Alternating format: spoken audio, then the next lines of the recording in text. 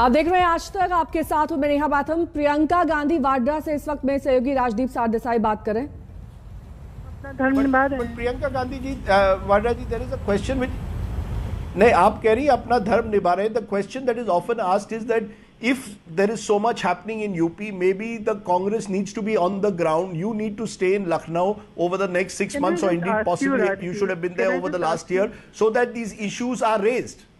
Okay, can I just ask you, Raj? Yes. Have you seen Akhilesh ji on the ground? Have you seen Mayawati ji on the ground? Have you seen them coming out and being arrested? Have you seen them protesting? I'm not talking about today, 4 months from the election. I'm talking about in the last 2 years. Have you seen them on the ground? Who have you seen on the ground? Who has raised every single issue? Where was Akhilesh ji during NRC CA? Did you see him on the ground? Or did you see the Congress party in every district? Where was he? Where was Mayawati ji? When Hathras happened, where was Mayawati ji? Did she go there? Who went there? The Congress party. Who helped those people and those families? The Congress party. So please don't say that why are we not on the ground and not apply the same rule to the others. Secondly, I have, by the way, moved most of the time to Lucknow. Sure. Yeah.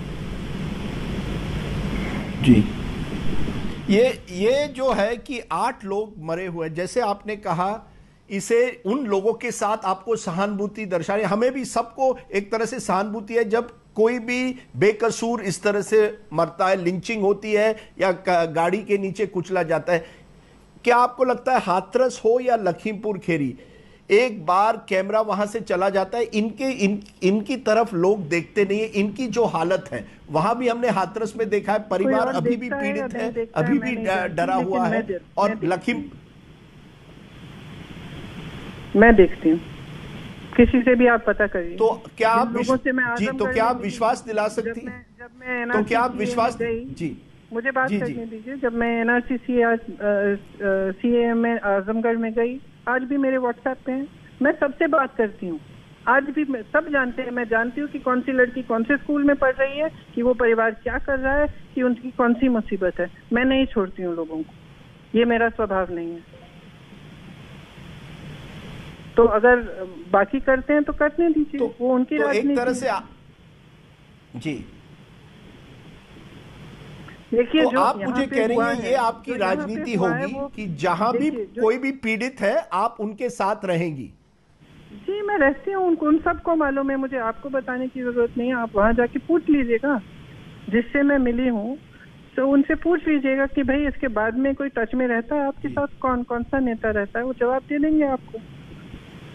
मैं बस इसको publicise नहीं करती, क्योंकि मुझे हर चीज का मतलब राजनीतिक लाभ नहीं चाहिए। मैं पब्लिसाइज मैं कभी नहीं करती, लेकिन उनसे पूछ लीजिए।